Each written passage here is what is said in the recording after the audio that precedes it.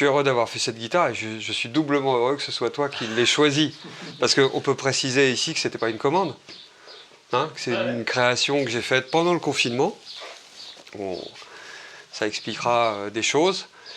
Et puis quand tu l'as vu, tu m'en as demandé plus. Enfin, tu m'as interrogé dessus, tu as voulu l'écouter un peu. J'ai réussi à trouver des gens pour la jouer un peu. Et puis voilà, enfin, tu l'as choisi vraiment. Ouais, exact.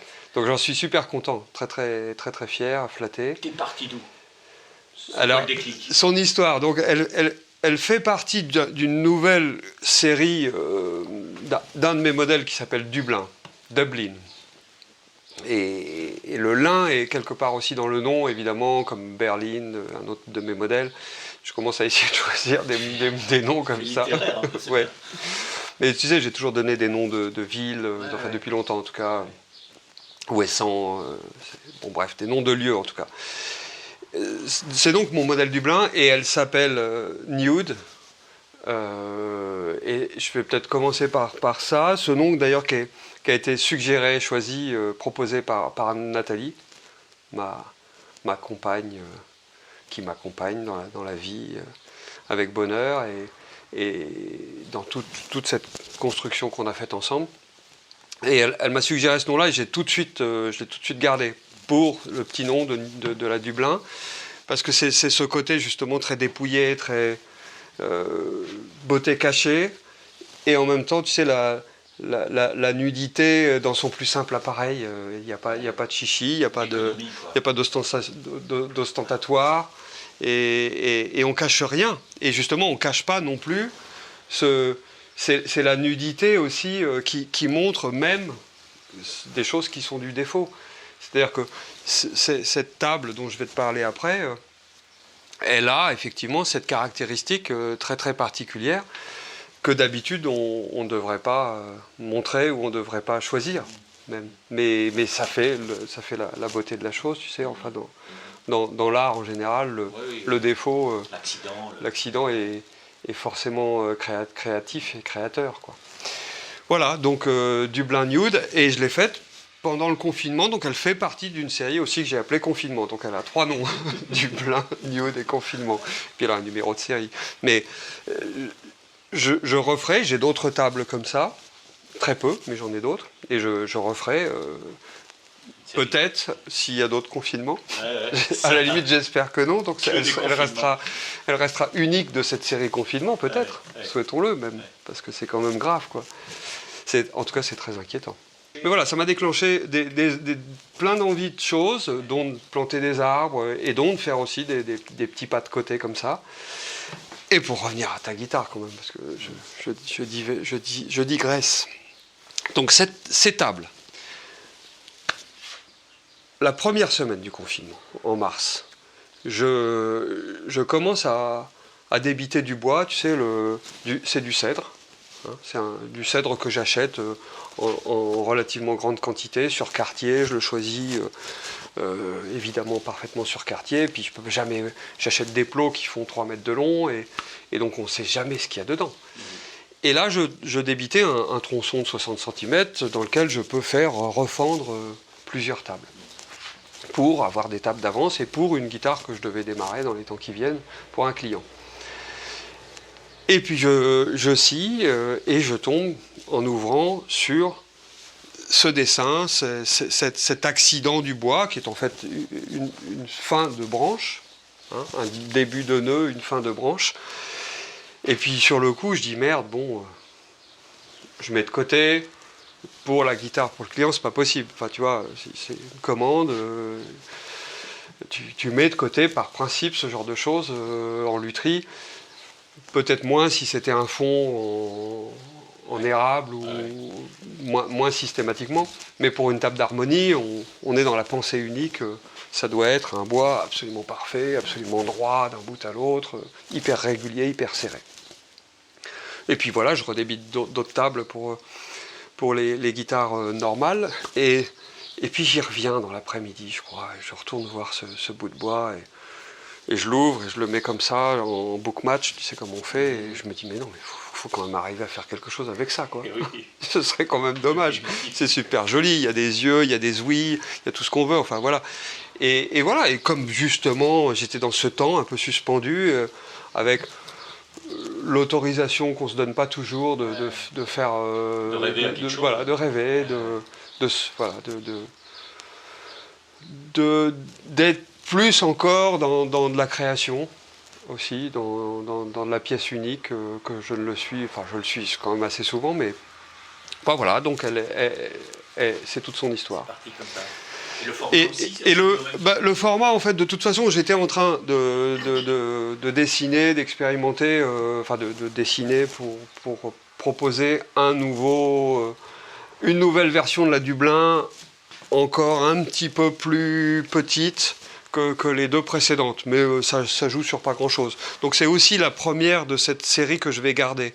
Là, je suis très content du design.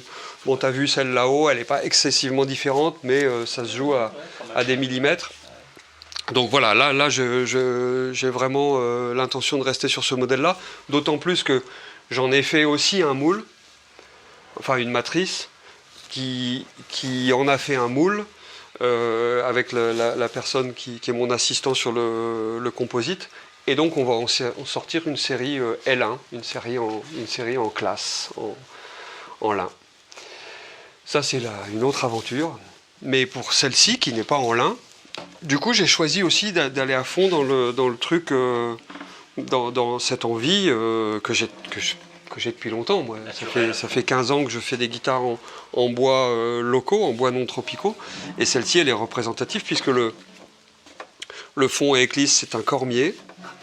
Ce très beau cormier que j'ai acheté ici, à une scierie à 5 km d'ici. Cormier, tu me disais que c'est du poirier en fait ?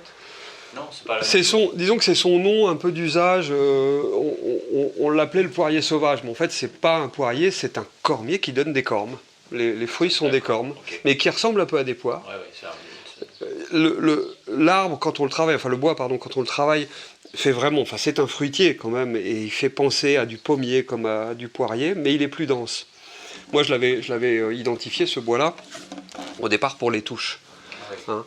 Il a cette densité très très rare dans les bois de pays, qui est de l'ordre de 0,7, qui est presque comparable, enfin qui est même comparable à du palissandre. Il y a des palissandes qui ont cette densité de 0,7, il y en a des plus denses. L'ébène est un de ces bois qui est plus dense que 1, c'est-à-dire qui coule, qui fait 1,2 je crois, ou quelque chose comme ça. Mais sinon, la plupart des bois sont plutôt autour de 0,5, 0,6. Voilà, et ce cormier était dans cette scierie probablement depuis aussi plusieurs décennies. Magnifique le fond. Ouais. Et ces pièces-là, je les garde justement pour des fonds ou des éclisses. L'essentiel de la bille de cormier, j'en ai 1 mètre cube, a été plutôt...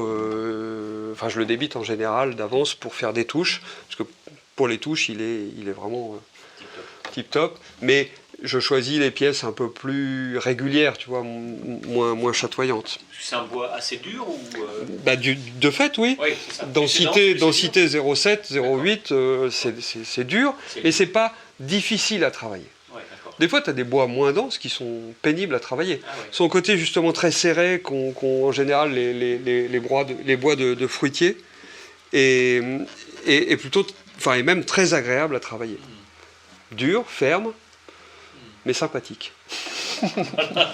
et il sent bon. Ils sont super bons. Ah ouais. Ça sent un peu le chocolat, le cormier. Yes. Ah bah, écoute, là, on sent plus parce qu'il y a un vernis. Alors, le vernis, j'en parle tout de suite, c'est pareil, j'ai voulu rester assez... C'est un vernis très très rapide, bicouche, en aqua, hydro... très simple, quoi. Aquarétane, ils appellent ça. C'est un vernis hydro, à base d'eau. Naturel, justement. Bah, il est super. Et puis le reste, le manche c'est du tilleul, comme sur beaucoup de mes guitares, la plupart même, parce que c'est un bois léger que j'aime bien pour les manches. Pour moi, un manche il doit répondre très vite, il ne doit pas avoir trop de masse. Et tu vois, dans cette recherche de dynamique, ce serait dommage de plomber la dynamique qu'on développe sur la table par un manche très lourd. D'où les têtes ajourées aussi. Les têtes ajourées, c'est pas que du design, c'est pas que de l'esthétique, c'est aussi au départ une volonté d'optimiser le poids. Quand je ressens beaucoup de dynamique sur tes guitares, c'est lié à ça Ça y participe. L'essentiel est dans la table. Ah oui, ok. Mais l'essentiel, c'est le moteur, tu sais. Mais si tu oui. fais un moteur puissant, mais que tu as une carrosserie un peu lourde, Oui. Ça c'est un peu dommage. Voilà. Bon. Donc J'arrêterai les... Plutôt léger pour que ça puisse... Bien sûr, répondre très vite. Après, ça ne veut pas dire que les guitares qui ont des manches ou des têtes lourdes sont inintéressantes. La masse favorise le sustain. Bon, essentiellement. Mais tu as des guitares qui peuvent avoir un très joli timbre et de la puissance et tout ça avec des manches lourdes. Mais dans ma recherche, moi, bon, puis le sustain... Je crois pas qu'il y ait de problème. Voilà, on en a et c'est pas le truc le plus difficile à obtenir avec les guitares. Mais voilà, la masse, c'est certain, favorise ça. On a longtemps pensé que les guitares un peu lourdes étaient meilleures, alors projetaient plus et tout ça. Bon, moi, c'est pas ma recherche, mon courant de pensée. C'est pas ce que j'ai trouvé d'expérience. Et donc pour finir, donc tilleul pour le manche, tête ajourée, nouveau design plus traditionnel, voilà, cherchez le mot. Pas classique mais traditionnel, mais finalement c'est ni plus ni moins encore un retour aussi aux guitares anciennes avec les cordes qui rentrent dans la tête, ça pour gagner de l'angle de corde, gagner du poids dans la découpe. Et puis la touche, le chevalet et les bindings, c'est tout simplement un érable ondé, plaquage de tête cormier comme les éclisses. Voilà. C'est beau que ce soit tout érable ondé. blanc en fait, tout voilà, alors, nu voilà. blond quoi. Nu, blond, un peu bronzé quand même. Mais la touche c'est rare. La touche érable sur les guitares acoustiques. C'est pas la première que je fais sur une guitare acoustique, mais c'est effectivement plus rare que sur les guitares électriques. Regarde, ça, c'est surtout toutes les strates. C'est surtout une tradition. Une tradition de culture. Bah oui, bien sûr. Il n'y a pas de raison. Non, on cherche quand même à ce que les touches soient des bois plutôt durs. D'où la tradition de l'ébène et du palissandre. Parce que c'est des pièces d'usure, c'est la partie de la guitare qui est au contact des cordes et des doigts du guitariste beaucoup, donc qui peuvent s'user. Voilà. Bon. Mais maintenant, Léo Fender, au début des années 50, quand il sort les premières Broadcaster, Telecaster, il ne se pose pas de questions de principe. Il est dans un process industriel, une vision contemporaine totalement revisitée de la lutherie électrique. Et il sort des manches en maple, en érable, avec la touche. Et c'est plus tard qu'il rajoute des touches palissandes pour donner un petit côté classique et tout ça. Sur voilà.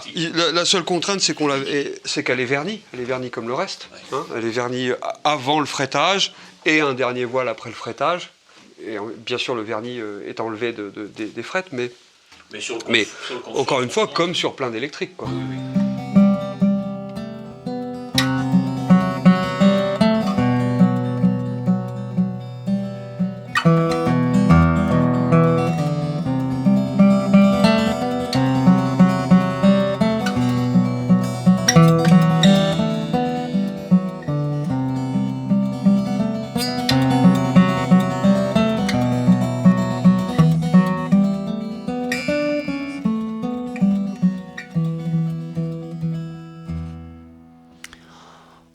J'adore.